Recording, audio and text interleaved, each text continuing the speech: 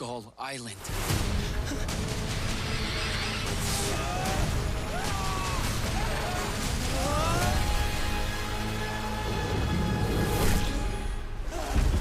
That is a big monkey.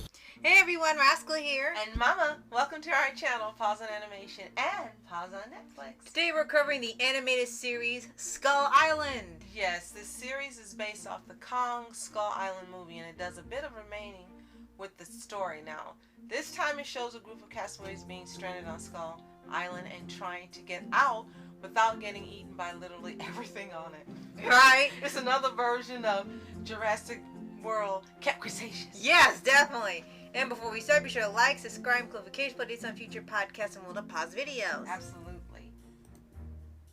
So this is the first TV series of the MonsterVerse franchise, produced by Powerhouse Animation, JP, and Legendary TV, and it served as showrunners.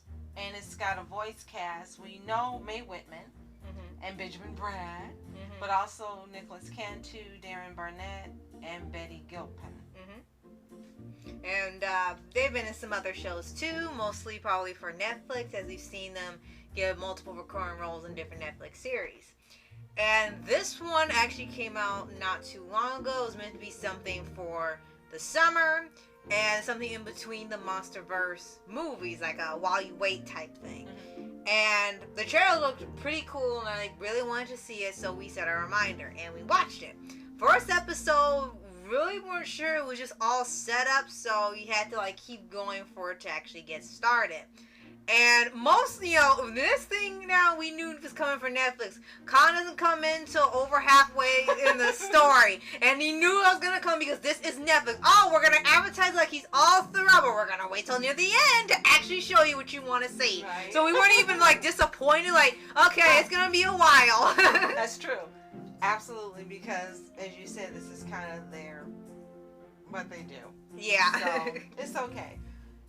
And from what I understand, the island they end up on is supposed to be a 90s verse island, which is weird since like, Godzilla originally came out in the 50s. Right. But I guess 90s is what they want to go to, because I think, if I'm not mistaken, that's when it was originally rebooted in the movie theater. Right. So I guess that's the way to tie it in. It's like when they did the Singular Point series and they had it in the universe of the Shin Godzilla movies, and it was connected to those films as if it were decades later. So for here, like you said, it's got a lot of inspiration and vibes from Jurassic World Camp Cretaceous, especially with them trying to get off the island.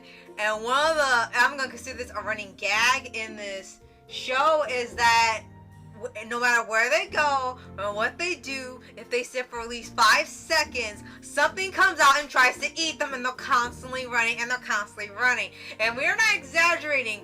The water tries to eat them because there's a giant squid or kraken. The sand tries to eat them because there's crabs. They sit on a rock. The rock tries to eat them because they're rock monsters. The birds want to eat them. The crabs want to eat them. The bears want to eat them. The crocodile wants to eat them, and they're really trying to run after them. Every single thing, even the little tiny snails want to eat them. I thought I recognized the name Nicholas Cantu. He's in Mutant Mayhem. Oh, that's right, sure is. Leonardo. Yes, and you've seen our podcast for Mutant Mayhem, which you did not too long ago. Yes, so it's like, wait a minute, the name. And I remember telling you that one particular character that he does, really, he's kind of like a Deku type character. You were saying that he sounded like someone else, and a lot of them were getting voice actors who had that same way of speaking. Yeah, it was some of the effect of they talk a lot. They started having these types of characters and voices where they don't sound like they're scripted or they're saying lines in a show. Thank you, yeah. And they sound so natural where they can just talk and keep blabbering on and make small talk and things, and it doesn't even sound like it's scripted. It sounds like they're just speaking and they're recording or animating on top of the dialogue, and that's what it kind of comes off in here too, just like with Mutant Mayhem. Yes, and just want to say quickly, looks like he may have been the one voice acting the longest for Turtles. He's been voice acting since 2016, starting out in Lego Star Wars. Oh, okay, yeah. So, but as for this particular series, it's short. It's only got 8 episodes. And right now, as far as we know, 1 season. With Netflix, you never know if a series is going to get a second season or not. Right. Based on reviews, it may not. Yeah. There's a 50-50. Because, of course, as of all these Netflix shows, it ends with a cliffhanger. So, like all these shows, expect a season 2, but unfortunately, Netflix is not the case majority of the time. But we'll see what happens as time goes on. Hopefully, it does get a second season. Because it's a pretty big cliffhanger to leave it off on, but they've done this before. And it's a pretty different story that we're seeing here as well. Right. With Annie having a very odd backstory. You don't find out until later what really happened. You kind of get clues as to what's going on as each episode aired.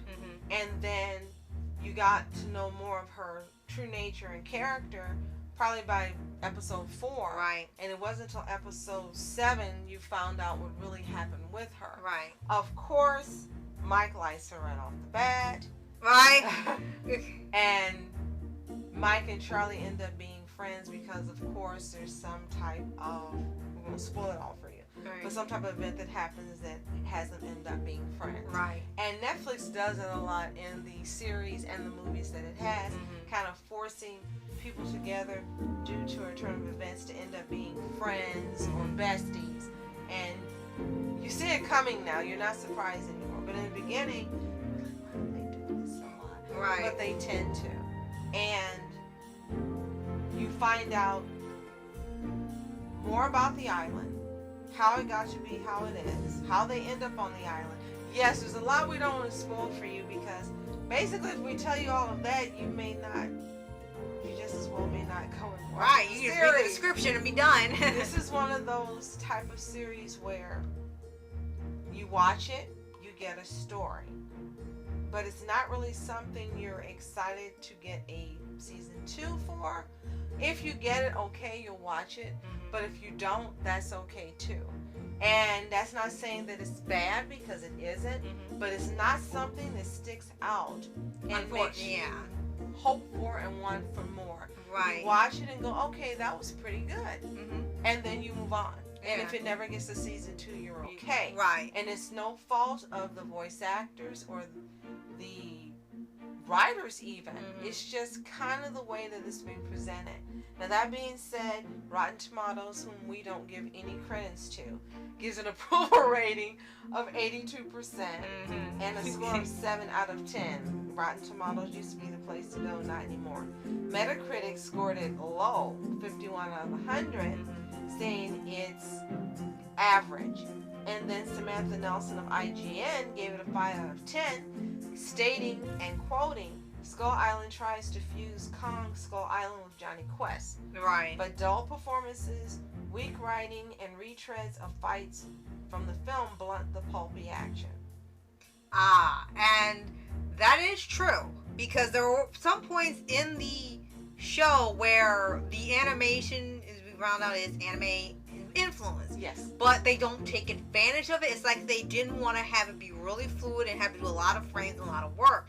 When they did flashback scenes of events before they got stuck on the island, like especially with Annie, suddenly the quality went up. It was more detailed, more colored, more frames. It looked like anime. It looked like a movie. And then immediately when they zap back to the present, it all of a sudden it's just like it downgraded in a second. Like, what happened? And you said, why didn't they make it all look like the flashbacks? Yeah, because it probably would have caught my attention even more looking like that. It looked like it was high quality. But then when it gets immediately switches back to the present, it looks like it downgraded. You're literally looking at a character one way, he's high quality, then the second it switches back to present, you see there's a difference. So I don't know why. Maybe this was cheaper, but they should have just kept it as the flashbacks. No, what we'll tell you is this Kong is a different Kong. They made him look more human.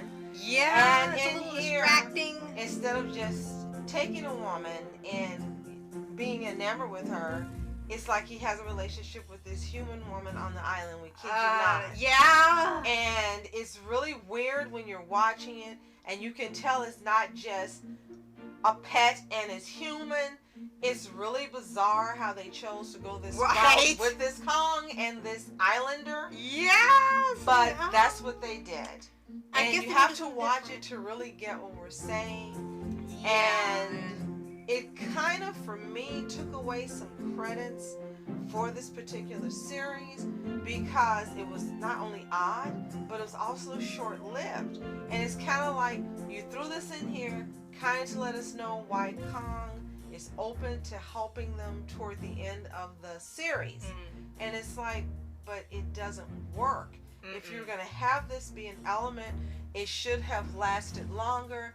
This character and this relationship between the two should have been here at least maybe 3 to 4 episodes. Right, it's not enough. It was a highlight, and it didn't work. And I'm not really a fan of how they designed Kong because I know they want to probably differentiate this from the movies, but he doesn't look a lot like a gorilla. He looks like he's just a really hairy human, and in some parts of different shows and things that can work like a primal, indicating evolution with the human design. I think they want to try the same with Kong and giving him more human characteristics, but it seems like the artist cannot do 4-legged animals. Everyone has to be bipedal. Even dog, or I call doggy for Annie's pet. The same thing. When you see how he walks, looks like he's a 2-legged one, and he's walking on his hands, and he's trying to look 4-legged. And Kong doesn't look like, he looks like an ape. When you look at his body, it looks like a man's body. It doesn't look like a gorilla's body, and it shifts between 4 and 2. It looks like he's just a really big, hairy human, and his facial expressions look like he's human. It doesn't feel like you're watching King Kong. It just feels like you're watching something else, and it's inspired by it. True. So if you've seen Skull Island, let us know what you think in the comments below. Did you love it? Did you hate it? Was it meh? We're really curious to know what you think now that you know what we think. And if you haven't seen it, it's available exclusively to watch on Netflix. Again, it's only 8 episodes. They run about 22 minutes, so you can knock it out in a day if you like to binge watch. Right. And if you haven't already, subscribe for updates, include videos in your favorite anime series, anime shows, and all things animation. Absolutely. Thanks for watching. I'm Ask Entertainment. And I'm Mom Entertainment. Have a fantastic day. Peace.